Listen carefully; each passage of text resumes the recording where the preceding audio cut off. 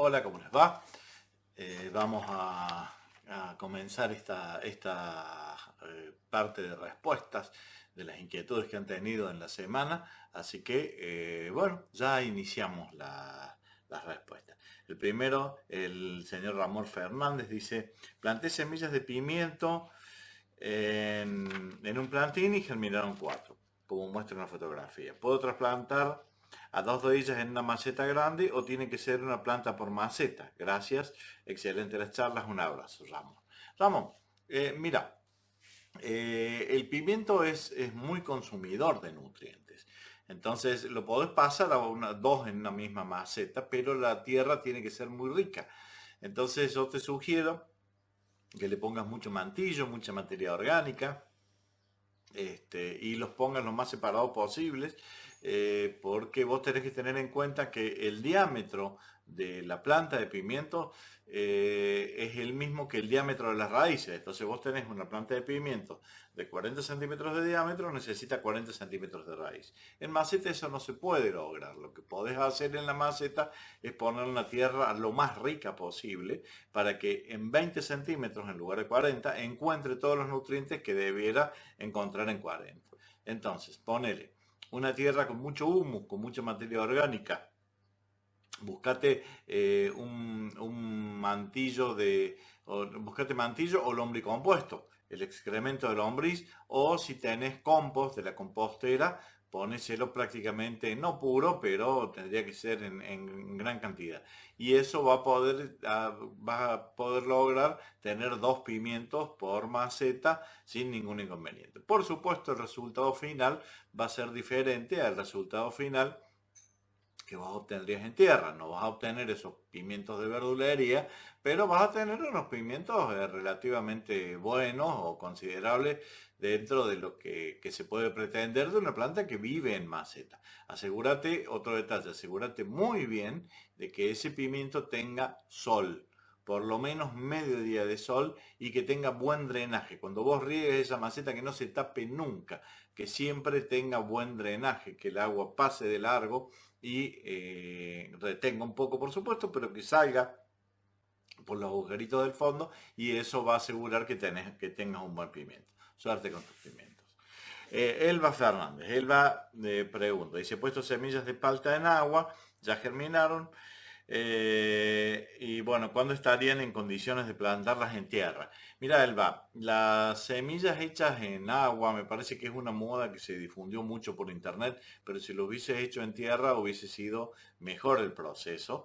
¿Por qué? Porque la raíz hecha en agua de un palto no sabe pelear por el agua, porque la tenía de más. Y no sabe pelear por los nutrientes, porque el agua estaba disuelta, los primeros nutrientes de la planta. Entonces, se trasplanta cuando la planta tenga entre 4 y 6 hojas.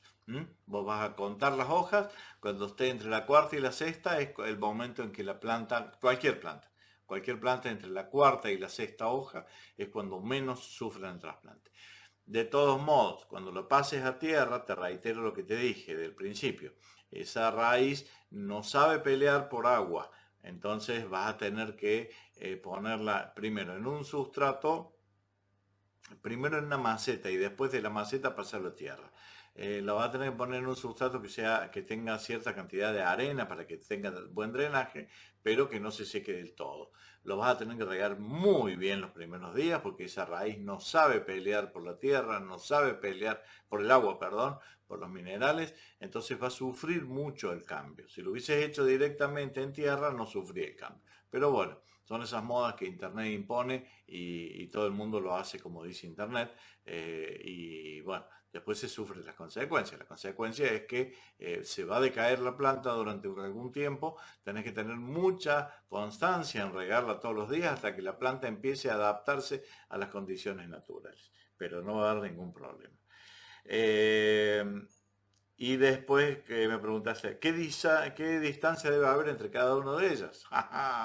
Es grande el palto, es grande.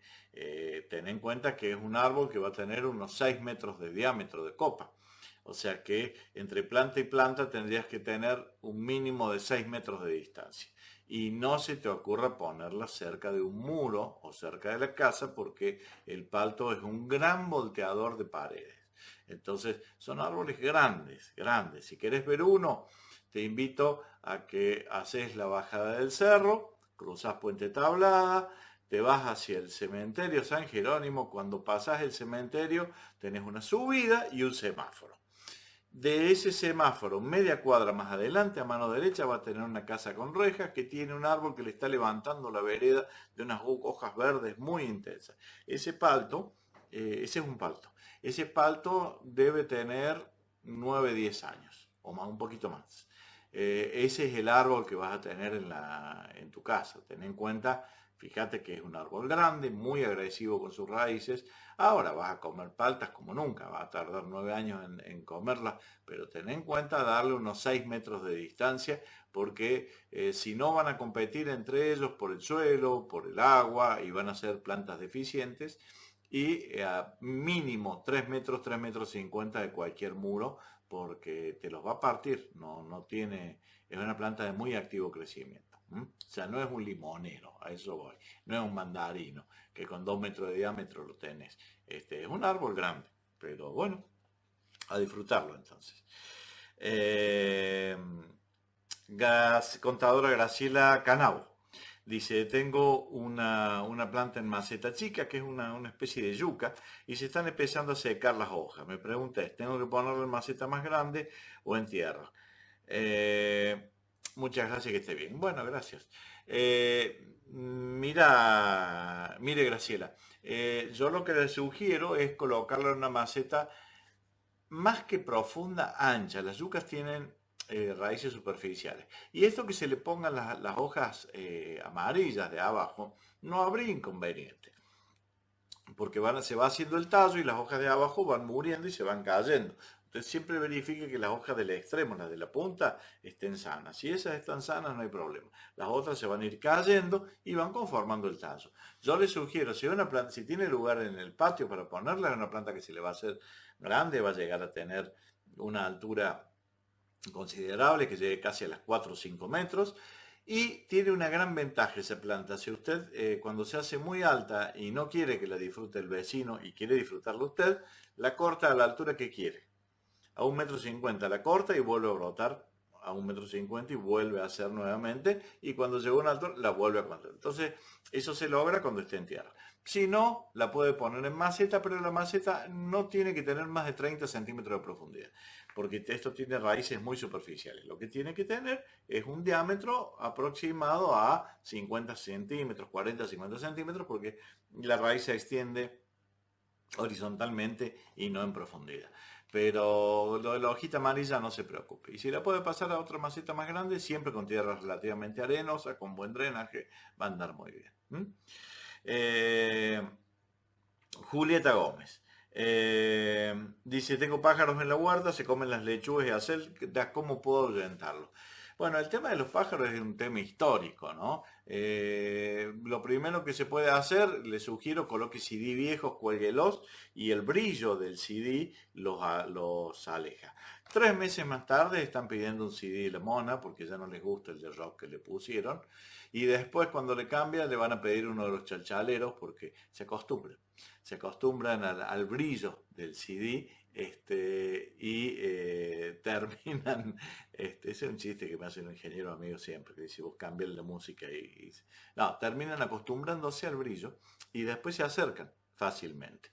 Entonces saque los CD que van a servir para el próximo año, saque esos CD y vamos a cambiar de música, y ponga las cintas viejas de los cassettes también alrededor de la huerta, los magazines también. Estamos viejos con los magazines, pero siempre hay un magazine viejo tirado en algún rincón. Bueno, que ese brillo también los aleja.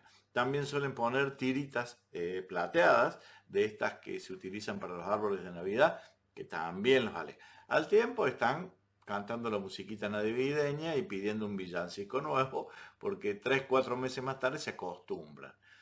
Cuando se terminaron de acostumbrar, le colgamos una caña con 3 o 4 latas de arveja que se golpeen entre sí. Una medianita, otra más baja, otra más. Entonces se golpea con el viento.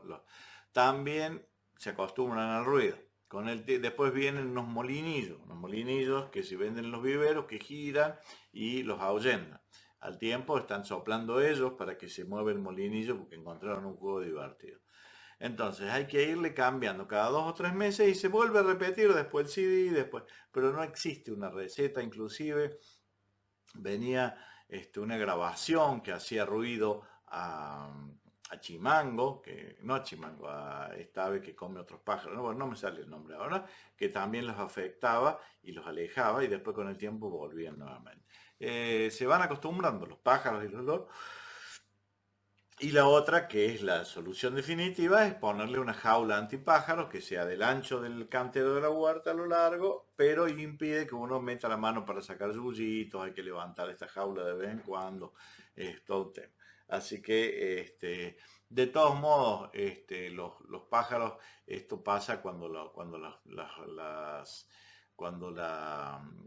el cultivo es chiquito, pero ya cuando el cultivo es grande ya no lo afectan y son grandes consumidores de plagas. Comen chinches, comen gusanos, o sea que también no hay que alejar los demás porque en algún momento del año las curucuchas fundamentalmente son grandes consumidoras de insectos, las ratoneritas, estas chiquitas, ¿no? Pero bueno, hay que irle variando y no hay ninguna alternativa más que esa, que irle variando cada 3 meses, cambiarle el sistema, ¿no? ¿Qué más? Dice, la otra consulta es por la cuestión de espacio. Además tengo un perro. Si hago que la planta de calabacín trepe por la enredadera, ¿es lo mismo que se críe en el piso? No va a ser lo mismo, pero es similar. Y lo podés hacer el calabacín trepando. Tenés que tener la precaución de cuando esté el fruto hecho, a ponerle una especie de rejilla. Estas rejitas como las que venían antes, que se utilizaban para el pelo de las mujeres que se ponían cuando se ponían los ruleros. Estas rejillas, está muy viejo, ¿no? Esto ya no se usa más.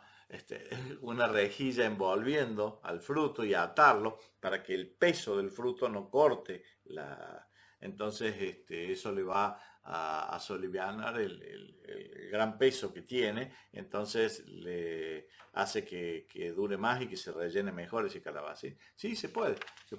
Yo he visto gente que utiliza árboles secos y están colgados las calabazas grandes en el árbol seco, y es porque tienen problemas de perro fundamentalmente. No hay ningún problema. Sonia Giselle Steritenberger, es para que me costó. La consulta es sobre qué plantas de interior son recomendables para un living. Bueno, hay que ver de qué luminosidad tiene el living. Los living habitualmente son secos y con poca luminosidad. Para ese no hay una sola planta que sea la indicada, más si tienen ventilador de techo o aire acondicionado, no hay planta que aguante. Lo más aceptable para este tipo de situaciones son los Spathiphyllum, que son estas que les llaman calitas, que hacen como una calita blanca la floración. Esa es una. La otra que podría llegar a andar muy bien son los Isus, que son como hiedritas colgantes. Y la hoja de salón, la que le llaman hoja de salón, las aspidistras, pedirle en el vivero aspidistras, que son las que pusieron últimamente en el shopping de la avenida Duarte Quirós, que duraron muchísimo tiempo, que son unas hojas largas, lanceoladas, muy aguantadoras, pero por supuesto las condiciones tienen que ser de tener buena luminosidad, no tener aire acondicionado, y bueno, esas serían las condiciones para que pueda subsistir la planta. De todos modos son seres vivos y como todos seres vivos tienen ciertos requerimientos y hay que respetárselos, ¿no? Esas son las plantas que yo te recomiendo para esas situaciones, ¿no? Y no ponerlas solas, siempre poner un grupo de plantas para que generen una humedad ambiente determinada y un clima determinado similar al que podría. Estas plantas son de las selvas subtropicales. Entonces en un living no hay la humedad ambiente que hay en una selva subtropical. Podría ser que haya sombra, como hay en el living, pero le falta humedad ambiente. Entonces, colocándolas en grupos, con un platito con arena húmeda al medio, se genera un microclima que podría ser apto. Pero no hay mejor cosa que hablar con tu viverista. Preguntarle, decirle qué límite tenés, qué situación es, y hablando con el dueño del vivero te va a poder sugerir mejor que yo, que no conozco tu living ni tu situación, ¿no? Pero si te sirve, el Spathiphyllum, la Aspidistra o los Isus son unos buenos aliados, ¿no? Y también nos dice, ¿y cómo fertilizar helechos? Tengo una galería con bastante luz, pero no reciben luz directa. No habría problema, el helecho no requiere luz directa, sino que buena claridad. No meduran, se quedan sin hojas, se resecan, gracias. Bueno, a ver, la clave para tener helechos es HM, humedad ambiente. ¿Mm? HM, HA vendría a ser. La humedad ambiente es indispensable para que vivan los helechos. Los helechos viven en lugares de poca luz, viven en lugares, fíjense que el frío en Misiones, si acá hubo 15 grados un día, en Misiones hay 18 en invierno y en verano. Y en invierno hay 1 o 2 grados menos, no es tanta la diferencia del frío. Si acá hizo 1 grado, en Misiones hizo 3 grados de temperatura, pero no es tanta la diferencia. Lo que tiene Misiones y Corrientes, que es de donde provienen los helechos y el sur de Brasil, es mucha humedad ambiente. La clave para tener helechos es tener humedad ambiente. Entonces hay que buscar lugares húmedos, ponerle humificadores, como les decía recién, un platito con arena húmeda, rociarles el follaje habitualmente, y la tierra tiene que ser una tierra que capte buena humedad. La tierra de los helechos tiene que ser una tierra con mucha hoja de pino, con mucha pinocha, como hay si van a Villa General Belgrano, debajo de los pinares van a encontrar esa pinocha con ese olor fuerte, ese olor amoníaco. Esa es la tierra de los helechos. Los fertilizantes para helechos, si nosotros ponemos esa tierra, no hacen falta, porque el fertilizante, un químico para helechos, es muy complicado. Entonces tiene que ser fertilizante cuyo primer número sea el más grande. Vieron que está el 15-15-15, 15-10-15. Bueno, el primero tiene que ser el más grande y los otros 15-10-10 tendría que ser un grado del fertilizante. Pero a su vez, ese fertilizante nosotros tenemos que tener en cuenta que es químico y es complicado. Nosotros poniendo un buen sustrato, comprando tierra para helechos, o buscando esta tierra que hay debajo de los pinares, el pino de aguja larga, no la tuya. El pino de aguja larga, no hace falta fertilizantes, no hace falta fertilizarlos. Y lo más importante es humedad ambiente, esa es la clave. Rociarles, humidificarles, generarle humedad. En un piso de ladrillo húmedo andan fantástico. Esas galerías medias húmedas andan fantástico. Pero si el lugar es extremadamente seco y no lo regamos habitualmente, vamos a tener siempre el helecho. Hay que regarlo prácticamente todos los días y mojarle bien las hojas cuando lo reguemos, y eso va a hacer que perdure durante mucho tiempo. Es incómodo. Sí, te moja el piso, tenés que tener la humedad ambiente, y bueno, es el costo de tener helechos en tu casa. Si no, podés tener otro tipo de plantas, a lo mejor algunos cactus, algunas crasas, que no requieran tanta humedad ambiente. Pero quien quiere celeste, que le cueste. O sea, tener helechos no es gratis. Tener buenos helechos es trabajar todos los días humidificando el aire con un aspersor, regar muy bien, y es la forma y encontrarle un hábitat bien húmedo, con ladrillos, con humedad ambiente alrededor. Piso de ladrillo, quise decir. ¿Qué más? Manuel Juan, buenos días. Dice, para rúcula, menta, cilantro y hierbabuena, ¿es conveniente que el sol les dé de mañana o de tarde? Mañana, el mejor sol para las plantas es el de mañana. Si no tenés la posibilidad de tener sol de mañana, podés tenerlo con sol de tarde. Pero necesitan todas las que me mencionaste, la menta, el cilantro, la hierbabuena y la rúcula, necesitan todas sol, porque si no son plantas susceptibles a enfermarse. Entonces, con sol de mañana, y bueno, van a tener más sabor mientras más sol tenga. Eso tenerlo siempre en cuenta, que el sabor de las hierbas aromáticas está íntimamente relacionado con la cantidad de sol que reciben. Leandro Farías. ¿Hay alguna planta aromática que pueda resistir bien en el interior de una casa sin sol, pero con claridad? Mira, Leandro, las aromáticas, el aroma de la planta es una defensa ante el sol. Entonces vos podés tener plantas aromáticas en lugares de sombra, sin sol, pero no van a tener aroma. Lamentablemente van a tener un aroma muy sonso. Evita poner aquellas de hojitas peludas, como son las lavandas, las antolinas, todas estas, las salvias. ¿Por qué? Porque las de hojitas peludas son sí o sí de sol y se llenan de hongos en lugares oscuros. Entonces, pero si tenés de hojas brillantes como albahaca, como alguna hierbabuena, una menta, un orégano, los podés hacer vivir, pero no van a tener sabor. Van a tener un sabor muy básico, muy sonso, pero bueno, en lugar de ponerle a una pizza un puñadito de orégano, le va a tener que poner 2 puñaditos de orégano para que tenga más sabor, o en lugar de poner una albahaca con tomate, con 3 hojitas de tomate, bueno, le va a tener que poner 5 hojitas con 3 hojitas de albahaca, perdón. Le va a tener que poner 5 hojitas de albahaca para que tenga más sabor, porque tu albahaca va a ser deficiente en sabor, va a ser más suave, nada más. Pero podrían vivir albahaca, orégano, hierbabuena, y no salgas de eso. Ya romero, ya tomillo, ya lavanda, rudas, ese tipo de plantas ya requieren sol directo. Suerte con tus plantas. Susana Nelly Balbi quisiera saber cómo puedo organizar un jazmín del país.